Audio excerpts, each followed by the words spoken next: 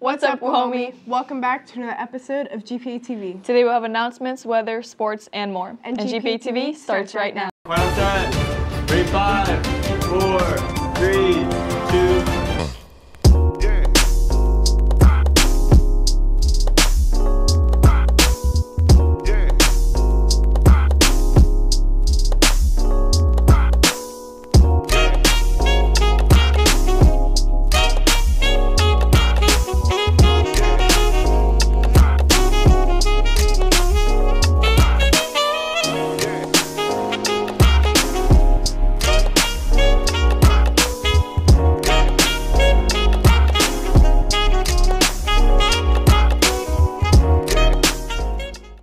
To all the juniors and seniors, guest passes for prom are now available in the main office. Tickets for prom will now be on sale at lunch, either at the juice bar or after school in the ASB room. If you buy your ticket before spring break, they will be $70 with ASB and $80 without. And if you buy your tickets after spring break, they will be $80 with ASB and $90 without. The last day for prom tickets will be Friday, April 12th. Prom will be on the Hornblower Cruise from 6 to 10 p.m. in downtown San Diego on Saturday the 27th. Check-in for boarding will be at 5:30 p.m. If you would like to be a star, Stage Productions auditions for next year will be on Tuesday, March 19th after school from 3 to 5 in the Drama Room 2120. You will need to prepare 2 contrasting monologues, 1 comedic, and 1 dramatic. If you can sing, you will be asked to sing 16 bars or something. You can also audition in your drama class if that works out too. If you have any questions, please contact Mr. Canaletti. Now let's check out weather with Kale.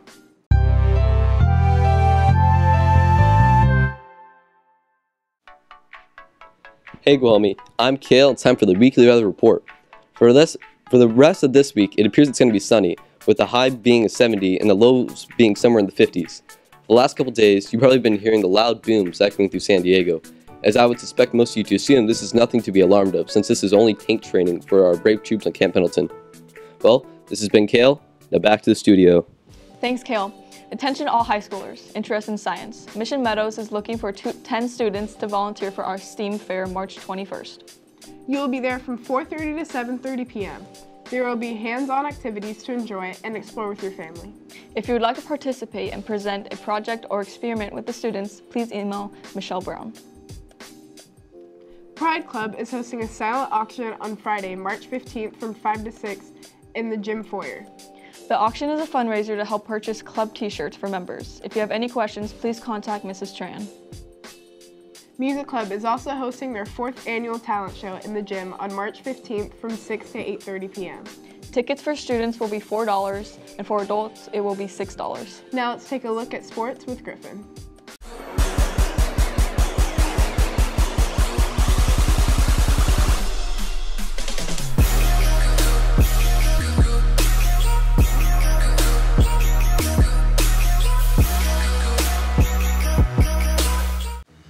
What is up, go homie? I'm Griffin Nor with esports, because no one cares what's going on in sports right now because we don't have any announcements. But that's not true. I love sports. I'm glad you're here. Let's get right into the news. Blizzard is looking to up their esports game with the new start of the Overwatch season being sponsored by Coca-Cola. Coke is their newest sponsor, alongside Toyota, T-Mobile, HP, State Farm, and of course, Intel. Apex Legends had its first major tournament made by Twitch rivals. There were 16 teams of 3 who competed for a joint number of $100,000. That's a lot of money. Apex is all the rage right now in the tournament scene as well. Teams like NRG, 100 Thieves, TSM, and Gen G have all made their teams just for the game, as tournaments are soon to come. In other Apex news, the game's first season is expected to launch soon, as it has also seen a recent patch, with the Wingman receiving the heaviest nerf. Season 8 of Fortnite has seen its launch as well, and in a last-ditch effort, looks to have copied some of the aspects players love about Apex Legends, like a ping system being brought into the game soon. Data miners have also found a potential respawn system coming to Fortnite. Also, when you search Fortnite, this comes up. This has been Griffin with the esports news for the week. See you soon. Thanks, Griffin. Now let's take a look at a stop animation IB film done by Anthony Mendoza.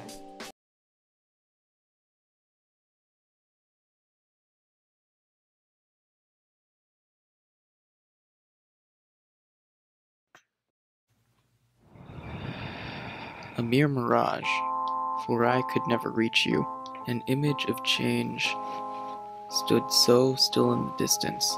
I'd call out for you, but echoes of my distress return to me before you do, only driving me further towards you. But yet I too am still trapped in my own fear of inability a captor, for if I reach too far, I will fall far below the preconceived rock bottom, leaving me a sad, broken, tired mess. I still wouldn't be able to blame you, for even this is change. Wow, that was really good. Attention seniors, tonight you'll have movie night in the gym. Don't forget. And now onto a news story by Gunnar Clark. Fashion. It's all around you. School, the streets, everywhere. But it's constantly changing. From fads like tie-dye to things that stick like flashy eyewear. Today, we will be learning about how fashion has changed and what it's like today. Big fashion moves began with flappers. Women who cut their hair and wore short skirts to break the mold. Pants finally came along for women in the 70s. But this is where the hippie age began. Tons of young guys wanted to be John Lennon. Lace became really popular for men, and so did ruffled shirts. There were plenty of vibrant colors, but they only got more vibrant in the 80s. The 80s. Neon age, more like. Baggy pants were worn by both men and women, and so was winter gear. It could be 90 degrees out in Miami, but the pink ski jacket on that guy, not coming off. Today, people are a lot more open with what they want to wear. Mixed matching colors, brands, anything from designer to street clothes. You'll see it all. Let's go to an interview with Jalen and see what he thinks about fashion. My name is Jalen. Work at the mall, and buddy's over here asking me to do the video, so I don't see why not. Gotta help him out. Nowadays it's just a lot of freedom. A lot of people are just doing what they want. Just a lot of people just being like really creative. Every 6 months they just switch up in fashion. It could be like the dad throwback wave is like kind of the thing right now. Then there's like way back when where it was like really skinny jeans and really distressed clothes, scallop tees and stuff like that. So it's like mainly like how like quick it changes and how much like levels to it that there is. You can go business, casual, stuff like that. I normally, at first, I look for essentials, like basic stuff, like you can get at H&M, Forever 21 and stuff like that. And then maybe I'll go like up to Paxson or designer places for like shirts like these or like something like that. It's honestly all about like how I'm feeling. Like if I see an Instagram post and like say Drake has an outfit that I like, I'm gonna copy it. Like I'm gonna like try and make something similar to it. But for the most part, I just go for the basic stuff and I try to personalize it myself. Resale. I hate it. I can't stand it. Like the other day I was trying to buy there's like this golf vest from Tyler's line, sold out in 15 minutes. It kind of sucks that a lot of people are like running bots now and stuff like that to like get stuff to like for them like instantly. So I don't really understand. Like I don't understand like what's the point. Like I get what you're doing, but it's like why? Because you're just taking away from the concept and the freedom of fashion by just like pulling everything for yourself and then reselling it at a higher price. Fashion is only going to keep changing, but your own fashion doesn't have to. Look around at some clothes people are wearing. Maybe you can see a trend, or maybe you can start your own. This has been Gunnar for GPATV. Now back to the studio. Wow, thanks Gunnar. What a great story. Well, that's all we have for you today, Go Homie. It's been Romy And Savannah, signing out.